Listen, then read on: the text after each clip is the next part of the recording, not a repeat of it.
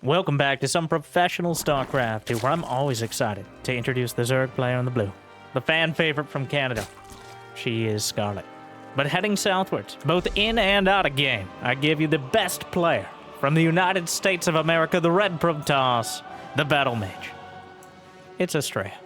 A best of 5 Protoss versus Zerg, and I'm excited to see what these two have cooked up for us, as I haven't really seen too much of either of them since the new balance patch. I know Scarlett has some unique ideas, both on RTS and Zerg in general, whereas Astrea has some of the most complicated yet satisfying unit compositions you can find this side of the Pacific.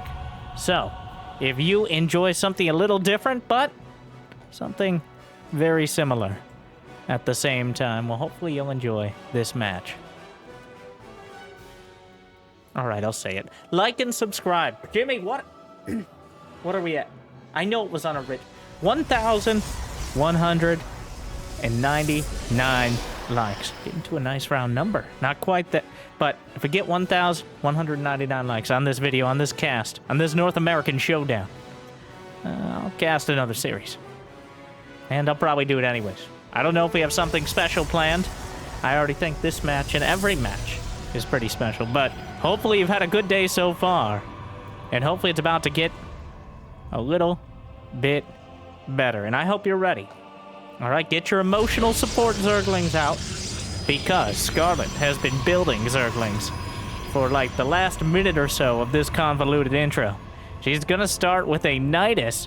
Astrea is holding an actual Protoss wall here.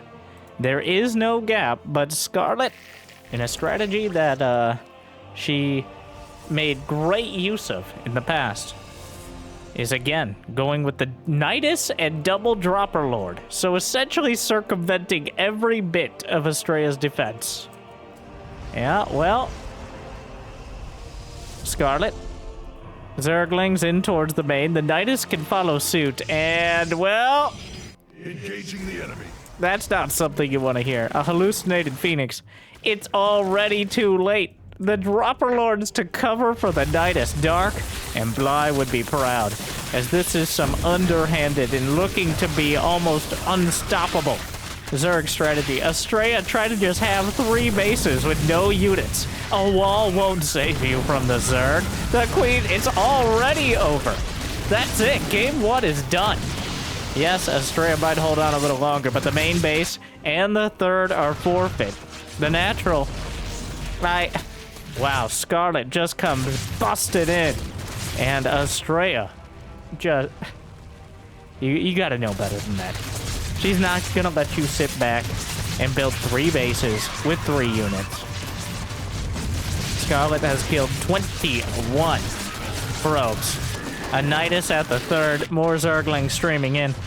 Astrea pretending like there's a hope of defense here. Going to be bottled up on 1 base and not the one he started with. No more pylons in the main. The creep tumor. Queens pop out on the other side. Warp gate, but for Zerg. The Adepts will be surrounded. The Twilight Council didn't get glaives or anything like that. And GG, that's it. It's all over. Scarlett with a 5-minute speed run in game 1. Yeah, that's enough for that, Astrea. Thinking you could get away with just a sentry at a wall? Okay. Walls unmanned? Well, and sentries don't count. The tickle beams are not going to be enough to hold almost anything. All right, the emotional support sentry. Sure, it might make you feel better, but at the end of the day, there's a reason we go Stargate almost every single game. And that reason is so you don't die horribly to Dropper Lords and a Nidus. Even if you do go Stargate, you might. But, alright, just jumping on into game 2. Feels like we haven't even really finished introing the series, but I think that was as good of an introduction as we're ever going to get.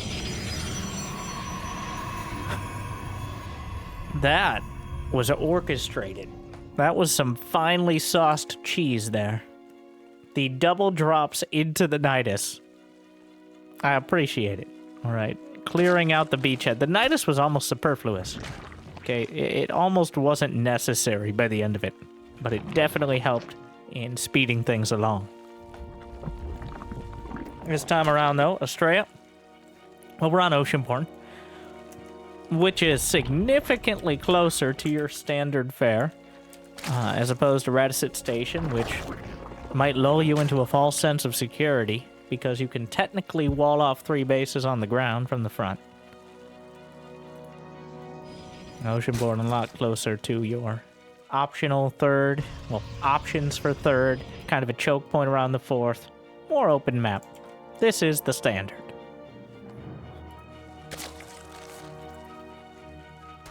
Scarlett, looks like Astrea did, of course, deny the natural, so Scarlett just goes to the 3rd. Some players will build a spawning pool, others will try to get that hatch out quick enough to avoid the probe stopping it.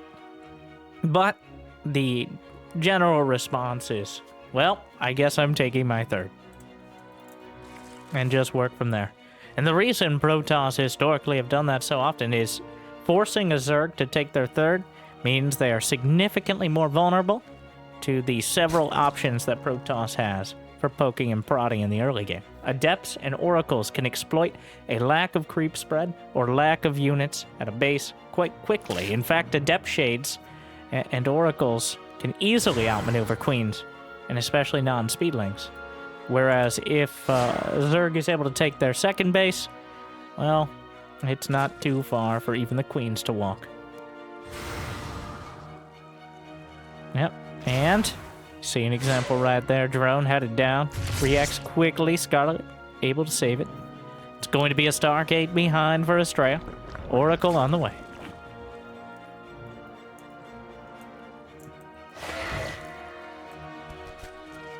Just poking and prodding. Maybe get a drone, deny a creep tumor. Just seeing the drones potentially. Scarlett starts the creep the moment the Adept Shade's out.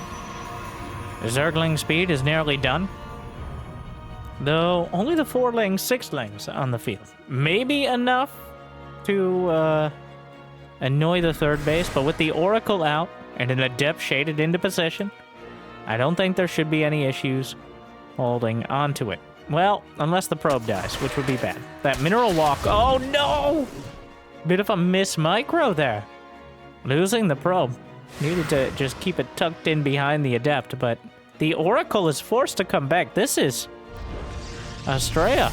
The Scarlet Zerglings are getting an inordinate amount of damage done so far in this series. As Astrea is forced to bring back his Oracle and light it up for a few Zerglings. Which, of course, cuts into the energy and denies any opportunity to kill drones. It's going to be a Phoenix follow-up, which is an uncommon choice, to say the least. A bit suspicious in and of itself, because rarely do you actually see a Phoenix at this stage of the game. It's clear that Astrea is trying to deny some of that extra info. There's a Twilight on the way, a couple more gateways. No Forge, no Robo. Smells like Glaive to Depths. Now, I could have waited a moment. That Blink. And no Forge, just straight up Blink Stalkers are the target here. Phoenix, not hallucinated this time. Gonna take a look around. Eat some damage, but Scarlett, notably, no lair. She's still pumping out the drones. Phoenix forcing the Overlords to tuck in a little further. There is no shield battery yet at the 3rd. Just now warping in.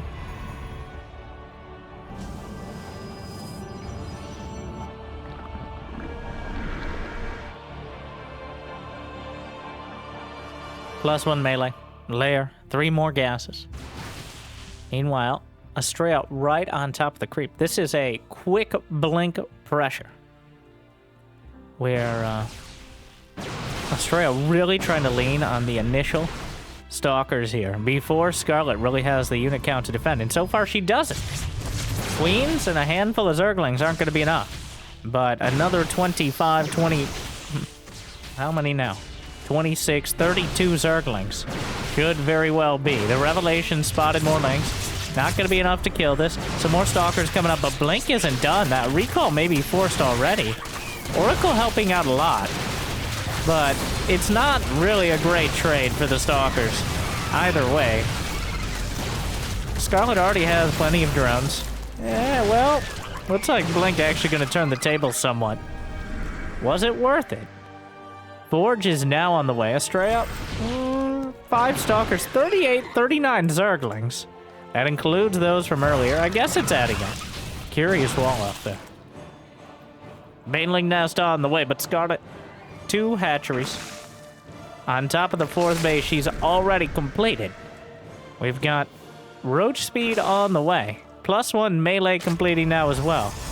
As Astrea, well, 69 probes. A pretty nice number for this stage of the game, especially considering the oracles are doing some beautiful micro in the main. And burning through a few more drones. Scarlett is actually in quite an awkward spot economically. Astrea, let it be known, the Neeb before him. And Astrea as well, both very, very probe-oriented Protoss. Have a tendency to, for better or worse, just keep making probes. No matter what's happening, no matter how all-in or defensive, just that probe button, perfect macro when it comes to building probes. And in fact, it's actually a few too many probes. At some point, it becomes a problem. As 80 probes is borderline here when it comes.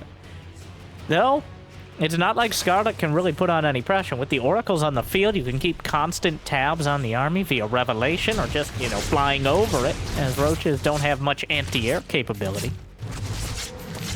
Phoenix keeps sliding through, able to deny. Well, there's some overlords up to the north side. Might be able to pick them off, though doubtful they'll die before the queens can help them out. Scarlett, 80 drones. Astrea, 85 pro. Okay, it's enough. That's enough probes. This isn't last patch where +2 melee meant half your probes could die to half a dozen banelings. All right. +2 melee nerfed. Well, the melee upgrades in general nerfed to no longer get as much bonus damage against light. Because having a single unit able to obliterate an entire mineral line of probes or drones, little silly. Right, Terrence? Don't mind me. Corrosive Biles, a whole lot of banelings here. Scarlett just maxed out almost instantaneously, it feels. I look away for a couple seconds. It was probably a few more than a couple. Maybe like 28. But suddenly, yeah, the charge lots did not inspect this army here, despite the oracles blindsiding Astrea. The Zealots with shield battery overcharge, gonna try to hold the line, but the Zerg army is crashing through. Shield battery ripped down. Storm is done, but where are the Templar? Astrea is scrambling back to defend. There's a stasis that could help out. The banelings looking for something to connect, but the stasis doesn't quite find an opportunity. The probes are trapped in a prison of their own design here. 20 probes dead, 30 probes, and storms will thin out the rest. So you know what? Maybe Astrea did need those probes. And Scarlett isn't done yet. The Ravagers, the Zerglings. Oh my. And more storms. Not enough. Astrea is crumbling here. Not enough army supply and completely out of position, and Scarlett slams the point home. Scarlett off to a quick 2-0. Wow, Astrea making some kind of elementary mistakes at the end of the day, and Scarlett is able to take full advantage of them. Kind of a surprising set so far. Astrea just not respecting the amount of units Scarlett is bringing to the table and getting punished directly for it. Scarlett, that killer instinct is there and just needs one more to close it out. God. Looking like my latter games as Protoss. All right, I got everything set up. I got plenty of probes. Okay. I've got all 4 bases. I've got all my tech. I've got my splash damage. I've even got to... Oh, I'm dead. I wouldn't say players like Hero or Max Packs make it look easy. They certainly don't. But the difference between a solid pressure that keeps the Zerg at bay and reckless greed, well, the margins are very thin. And I think Astrea, in going for that blink timing, while it didn't do poorly, kind of delayed the rest of his tech. And Scarlett, once again, despite having a pretty mediocre economy for a while, use the sheer amount of production. She built, what, 6 hatcheries? Maybe 7? Which will provide you with enough larvae for at least a few armies of relatively low-tech units. If those storms were in position, if the stasis ward got involved, but the map is dark and full of Zerg.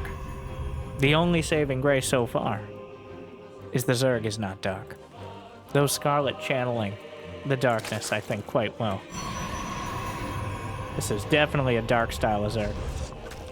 And Scarlett has been playing in GSL, as has Astrea. Both of them, I'm sure, well acquainted with the Dark Lord.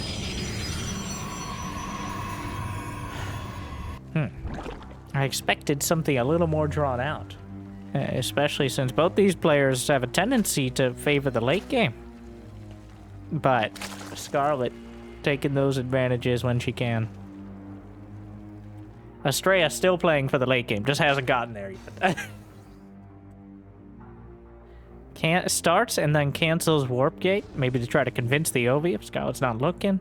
Starts a Stargate, and the reason you do that is to get that 50 gas to get a Stargate a little quicker. And the reason you start it is because the Overlord will look to see if the little fidget spinners on the Cyber Core are... of course, Scarlett doesn't see the little icon like we do. You'll have to get your reading glasses on and figure out whether or not the Cyber Core is upgrading. Am I calling out my audience?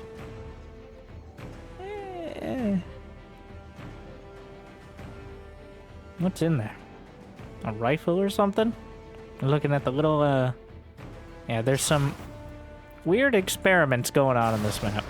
And I don't just mean a tiny choke point at the watchtower, or mineral walls blocking a gold base. Adept actually reaches out and gets a drone. The queen's so upset, she throws a needle at the hatchery. I get it. Oracle hanging out. Overlord hanging out on the pervert pillar. Astrea with another curious wall off here. Gonna be throwing a pylon into it, which is always a bit awkward.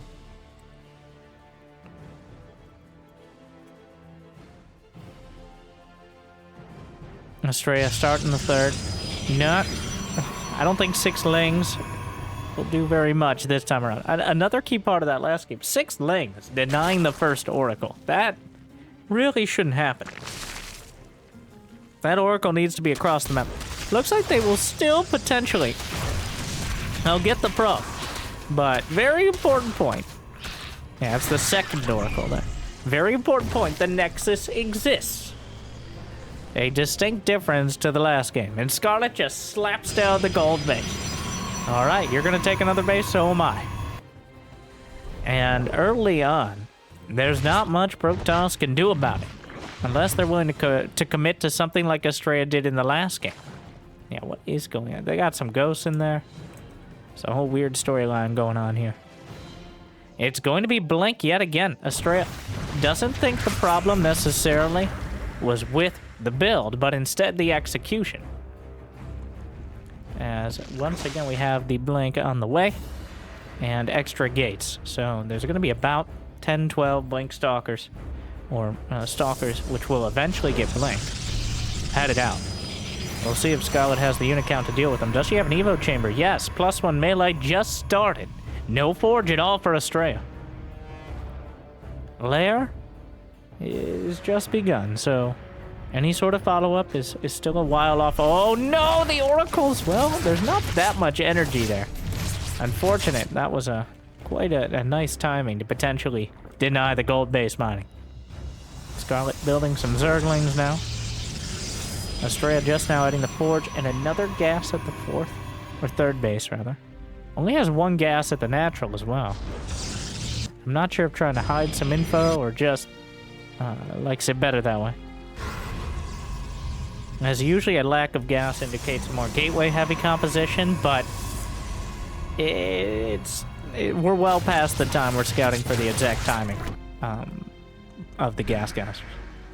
Looks like Astrea, instead of poking out with the Blink Stalkers, instead just going to take a 4th base of his own. This one with the rich Vespene Geyser, which gives you that extra gas income.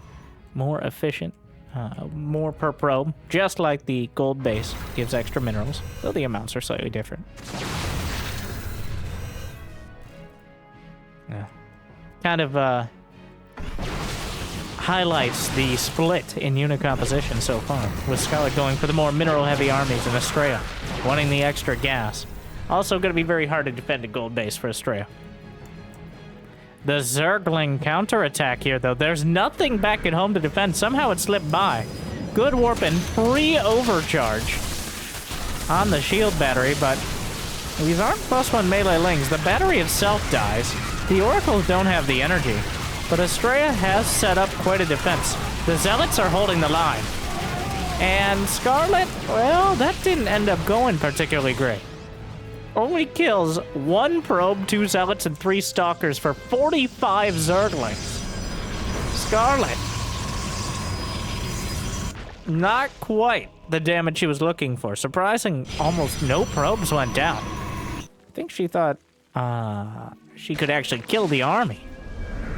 But the positioning of Astrea and the setup was just too good. That Zealot Warpin ended up being a huge deal. And now Scarlett is yet again in an awkward spot economically, while Astrea has arguably too many probes. 80, 81, and counting. Still building them. Storm is on the way. +1 ground weapons. Scarlett's only on 60 drones right now, which means her army is massive. And the Banelings? Well, speed is almost done. Just +1 melee attack. Storm is required. The big mistake Astrea made last game was just not knowing where the army was before it showed up. And yet again, that may be the problem. Oh, looks like Astrea spotted it. Storm is done. The Blink Stalkers go forward. The Storms... Oh, the Templar have not been spotted. Oh, no! Caught between a rock and a hard place, though some of the Banelings make it through. Just barely not killing the Templar. And, oh my, beautiful Storms will blunt the effectiveness of this attack dramatically. Only a couple more left. Banelings coming in. Gets 1 more merge off. Does Astrea have enough gateways to hold the line? No. The Archons should be taken out beforehand. The Oracles are coming up to help out. The Archon taking a lot of damage, and it looks like Astrea has held. Oh my. Archon goes down at the end of things, but Astrea, ooh, by the skin of his non-existent Protoss teeth, pulls it together with some incredible storms, even able to get the merges off. And now Scarlett, all those Zerglings just evaporated. How many Zerglings have died? 165 Zerglings in 9 minutes. An impressive number. 10 Hydras, 24 more lings on the way. +2, though. Astrea has 4 bases. Scarlett snuck a few more drones out. She's been relying on that extra income from the gold base to kind of springboard this production, but it is not enough to counteract the sheer amount of additional workers that Astrea is able to use. God, that choke point. Astrea not risking it moving out. Only has 7 gateways, which is going to become an issue momentarily, unless he just decides to go straight up the fleet beacon. Yeah, 56 more Zerglings, but the army value is heavily in favor of the American Protoss. The Battle Mage likes his spellcasters and his fancy units. We saw the weakness before, where caught out of position. Why is there an Archon here? I don't know. Sometimes Archons just want to stretch their legs, which is weird, because they don't have any. But, aside from that, we saw the weakness of that high-tech army last game. But at the same time, so far, we've seen the strength. When it's all put together, and in the right spot at the right... That's so many Templar. Oh my. There are 10 High Templar on the field. A whole conclave here. Scarlett has been allowed to take the rest of the map. No infestation pit, no additional upgrades so far. But Astrea has enough storms to cover a full 360 here. And then some. 11 more try. Hey guys, how you doing? My life for ire, am I right? Am I right, guys? How about, you guys know what happened to ire? Huh? Well, the Changeling's gonna spot the Templar. Hydras, Lings, and Banes cut off a lot of the counterattacks here. Charge Lots potentially warped in. An unlucky drone may spot it. Yep. And Astrea realizes at that moment, Hydra's on their way down. Fleet Beacon is in production.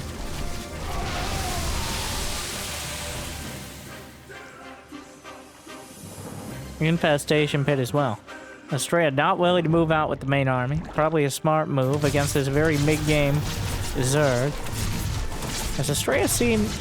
I don't know when the last time he actually took a look here was. Whoa, whoa, the Hydra. The Hydra got the Prism, which means Scarlett can focus her efforts potentially all on the attack. But there are Templar everywhere. Well, that's not good, not a particularly effective storm. Actually triggers the Immortal Barrier with it, unfortunately. The Observer spots all of this. Another storm to the left flank, though. Well, Stasis not finding much. Storms on the ramp, queuing through the Hydras. More storms in tow, but the Banelings are closing in, forces out the merge. Scarlett's starting to break through. Another Templar goes down without casting anything. Might not have had enough. Shield battery overcharge, helping out a lot, but Scarlett closing in. Astrea, a precarious spot, distributing all his expensive units across the field. 100 Zerglings were just built by Scarlett. I'm pretty sure I saw 100 in the production tab. Close to it at the very least. 90 Zerglings on the field. A mothership is on the way for Astrea. So many Zerglings. The Hive just started. Scarlett relying on Astrea being slightly out of position. And so far, Astrea just... you can't... The glass cannons, and which are the cannons themselves, and of course the Templar. If you don't get a critical mass of the Hydraling Vein, the Stalkers aren't going to cut a beautiful stasis. But still, the Zerglings closing in. Shield battery overcharge yet again. Another fight. Storms melting the Hydras. The Stalkers cleaning up the rest. And Astrea backs off, but he's holding the line. Another warp it.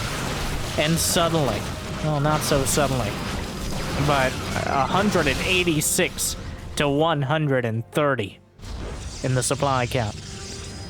Scarlett is not even remotely close to able to replenish that army. Astrea, that fight, in the last minute, destroying 5,300 minerals and 1,700 gas between 72 Zerglings, 24 Hydralisks. Only a token amount there. A couple Archons, 10 probes, a High Templar.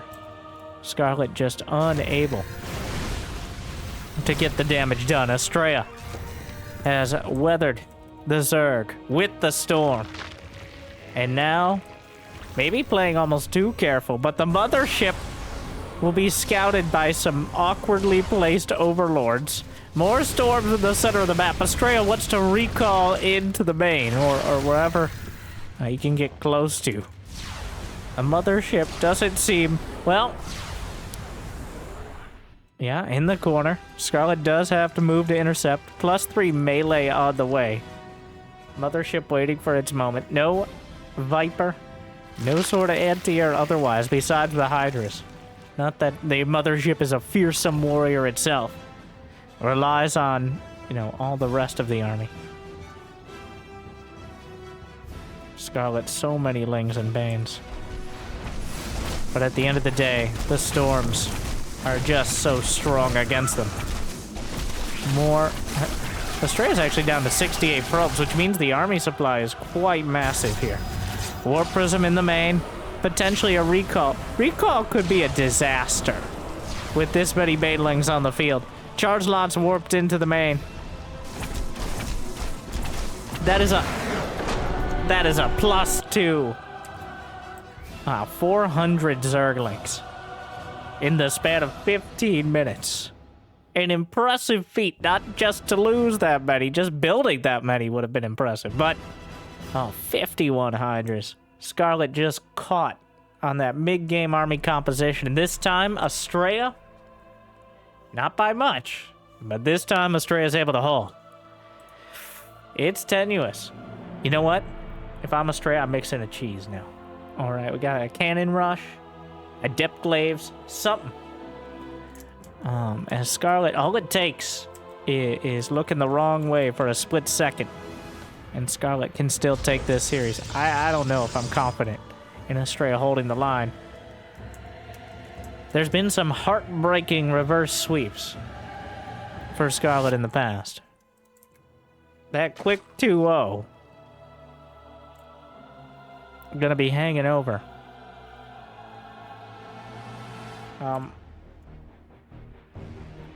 Bit of a time warp.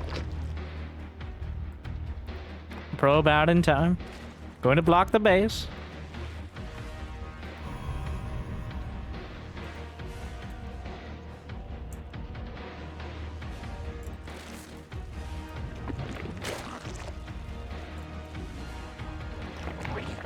Spawning pool.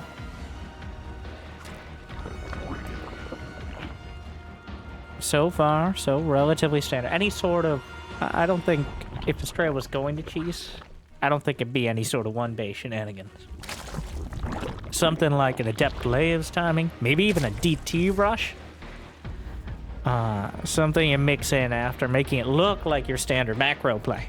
Those, I think, are the most effective to mix in. Have that card to pull out of your Protoss deck at almost any time. One of those builds that works once per series. Or at least you pull out once per series and then say, well, now you gotta worry about this.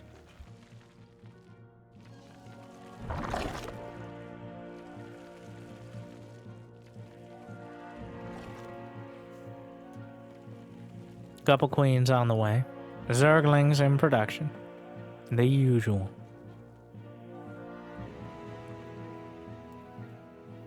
A Zergling speed as well. So no sort of roach one, no gasless opener. Astrea, Chrono Boost and probes. We tried the warp gate juggling. Pick up your phones, because I just called it. A robotics facility.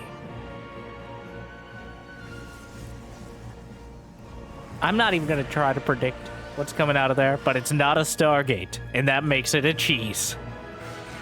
Essentially, that is the state of Protoss versus Zerg. Without the Stargate, you are relying on some sort of element of surprise in order to catch your opponent off guard. I'd love an immortal drop or something along those lines. No, I'm not sure the effectiveness. Gets a drone. Not a bad take there. Robo... Disruptor drop. I guess it could be a Colossus. It's not a Colossus. It's gonna be Raptors.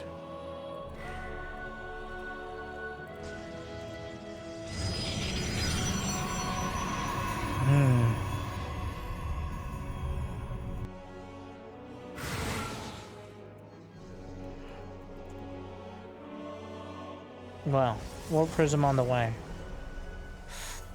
Wow. What a bold choice. And of course, Astrea going for one of the most complicated and micro-intensive early cheeses. Instead of something like Adept Glaives, which requires a sort of finesse. No, we're going for the most high-risk, high-reward Disruptor drop timing. Of all the things. Roachhorn is on the way. Scarlett, get you a little spots. The Warp Prism, a very important part of this. There are only 2 gates. He's pretending it's Adept Glaives to bait out roaches. But once the roaches are out, there'll be premium targets for the Raptors. Astrea with the mind games here. Well, Scarlett is building plenty of Zerglings. Oh. Will Scarlett take the bait? Another Robo on the way. Still going to try to get something done. More drones in production as Scarlett starts to realize the Adepts found an angle, though. In the third, they're gonna get a couple drones here. This is starting to become a little more clear that it's not 5 drones. A lot more. It transfuses to save it. Is it going to be? Oh my god, it's gonna be a double warp prism micro. What is this?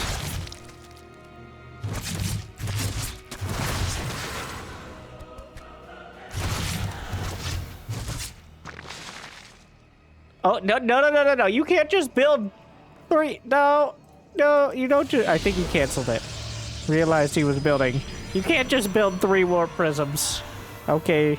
2 is already pushing it. 3 is right out. Oh my god. Double Ruptor production. There's no roaches on the field yet. This is the fanciest cheese. And it is a cheese, I would say, because without knowing this is coming, Scarlett just building roaches. She doesn't really have units in position, and even if she did, they're going to be roaches and queens. The Ruptors pop out, shots already fired, good reaction.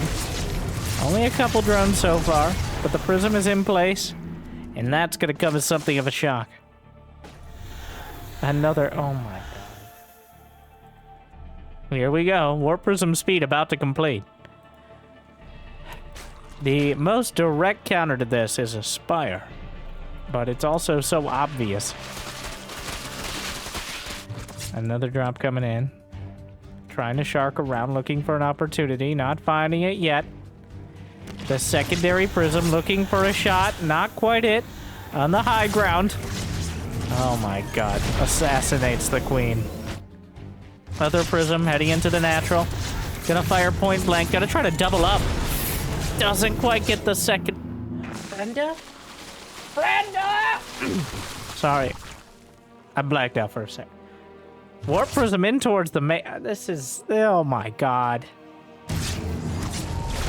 Well, it isn't accomplishing that much. All it takes is 1 hit, though. The problem is getting that 1 hit. Another Ruptor shot gonna finish off the queen. There's nothing to actually take out the prisms. Oh my. They're Colossi, Immortals. What a mess. Astrea hitting that 2-base timing now. Actually a bit, just finished up some pylons. Both sides opening up the rocks. The rocks somehow survive it. How much HP? 9 HP. But this army is very dangerous. There are 4 disruptor shots from the back. Get a connection. Loses 1 Ruptor, but softens up the defense. And those disruptors keep recharging. There is no Spire. The War Prism. Trying to bring things around. Needs a fadeaway shot or 2. Disruptor micros away from 1. Another shot at the back. Decent connection. Another shot recharges towards the center mass, but the roaches are closing in. The 2 Immortals are being very helpful here. Those 2 Immortals are the actual damage in this army. And Scarlett may have overestimated the strength of the roaches here. Oh my, the Immortals are just busted through 11 kills, 10 kills. The Disruptor has 1. I'm not sure where the other Ruptors went. Only the Coward Ruptor with 1 kill managed to survive. Tries to make up for it now. We all know what you did. Wow.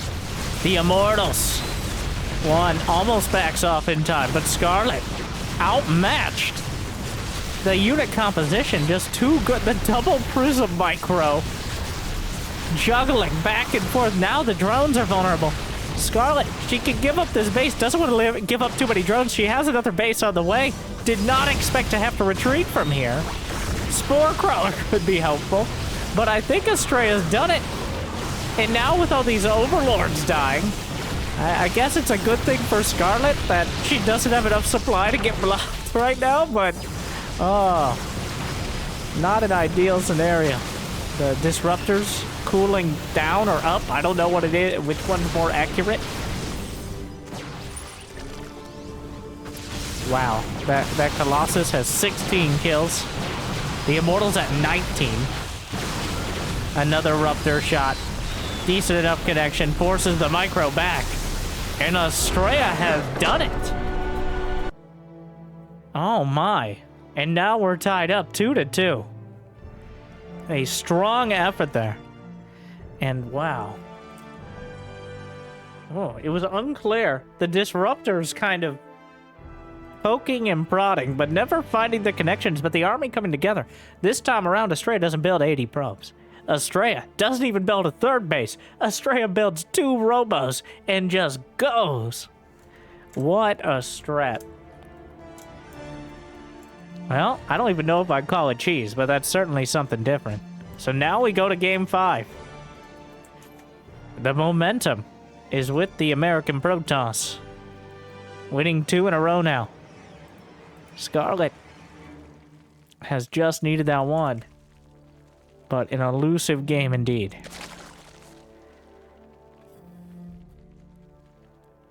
That is a tough one, too. That's one of those armies that it really feels like you should be able to beat. Right up until the roach count is clearly not enough. The Immortals kind of get lost in the sauce there. There's just so many other units that draw your attention. With the Colossi and the Disruptors, the big shiny Robo-Bay units, the lowly Immortal, the squat Immortal. They're so stout, so robust, and so much damage against the roaches. God, those Immortals are so strong against them. I don't know if Scarlett realized until it was a little too late how much damage they were doing. And that decides it. What a crazy build. Yeah, I don't think we're going to see it again. I think we're going to see the Stargate. Back to reality. After kind of resetting the score. Best of 1 to decide it all.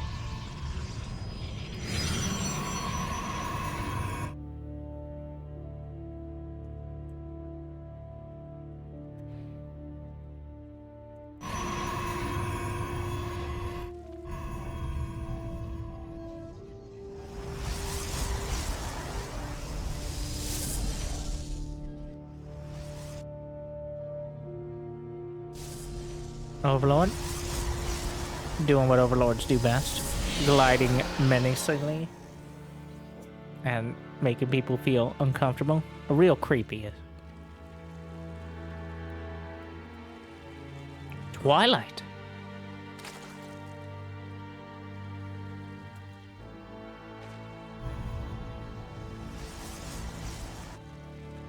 Is this the DTs? I can't imagine Astrea just goes Glaives. Too mundane. There are 2 gas. There's the Robo. It's looking. All signs point to Glaives.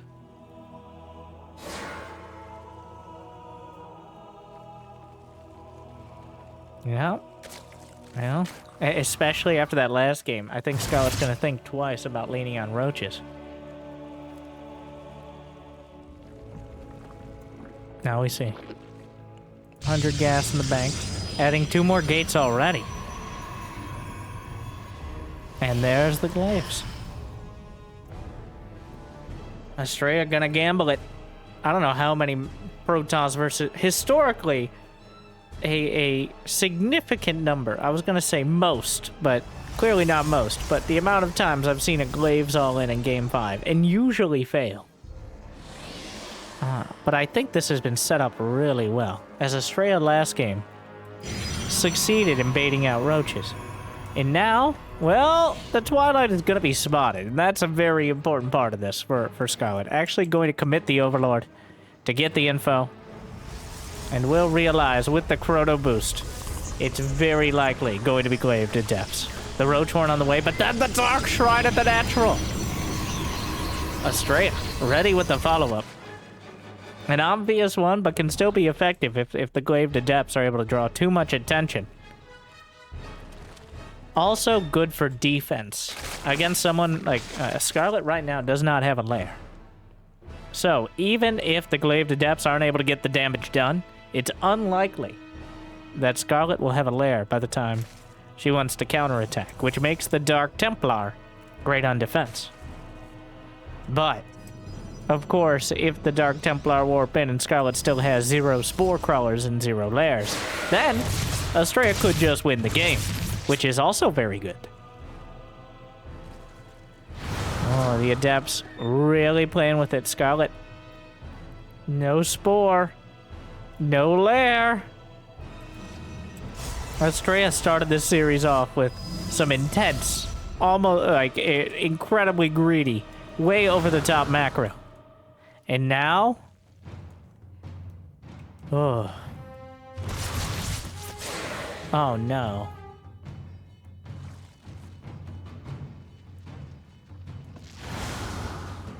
Oh no. No. There's a spore. It's too late. She's figuring it's too late. The damage will be dead. She's already got less drones.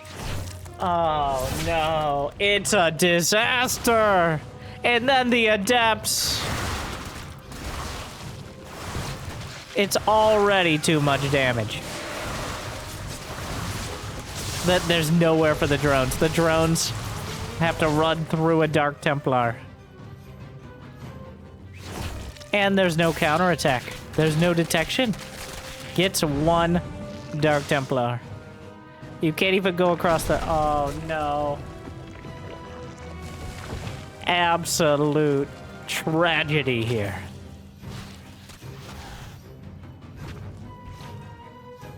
There's not enough to kill Scarlett outright, but she's bleeding out. Oh my. The amount of time and space. All right. Manipulating the space-time continuum indeed. Astrea has just a master... Oh no, there's no detection in that corner. The Adepts come in again. Scarlett literally can't come across the map until she builds a lair. And Astrea is keeping pretty good tab. Gets the Dark Templar out. By the time she gets a lair done, there's already going to be Raptors. Maybe Colossi, either way. Just a masterclass here.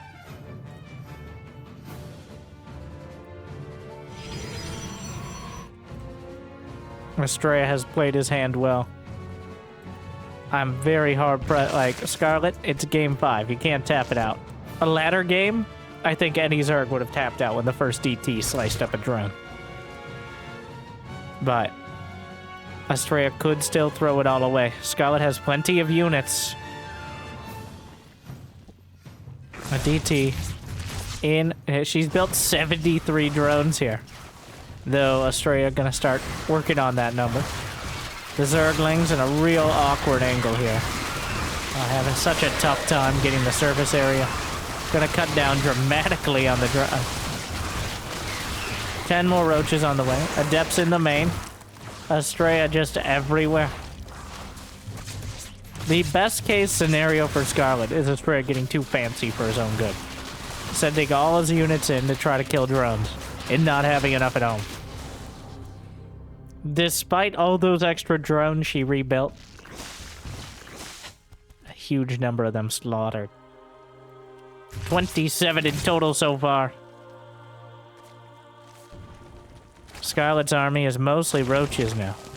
24 roaches, 13 Zerglings.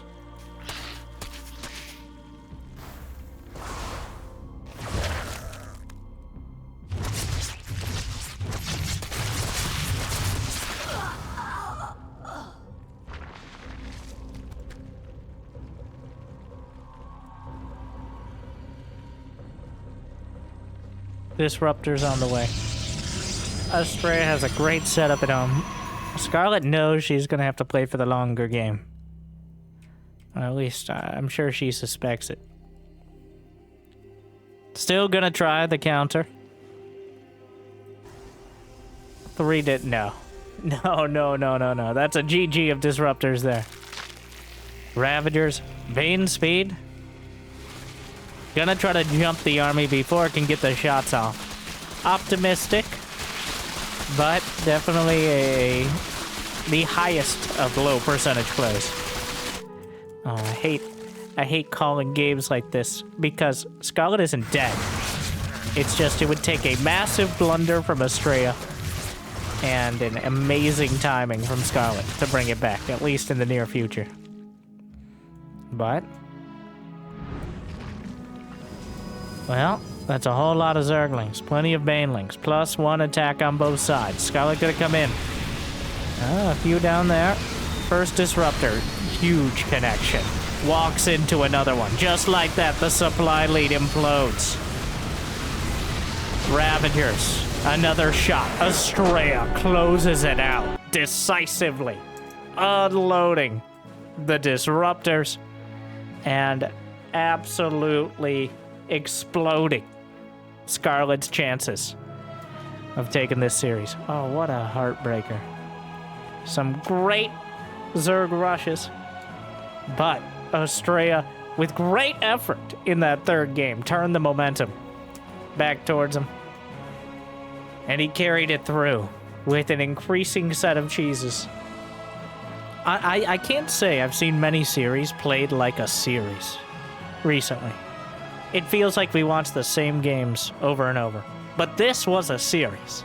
This was a set of games that, if they were not played in this order, might have had a very different outcome.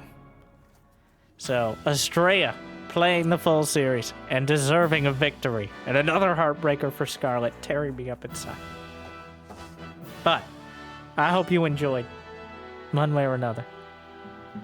Thank you for watching. If you got the means and motivation, be awesome to check out Patreon. But either way, like, subscribe, and I hope I made your day a little bit better. Thank you for watching. Make sure autoplay's on the right one. That actually helps a lot, surprisingly. Not that surprising. Either way, good luck, have fun. I'll see you next time. Stay chill.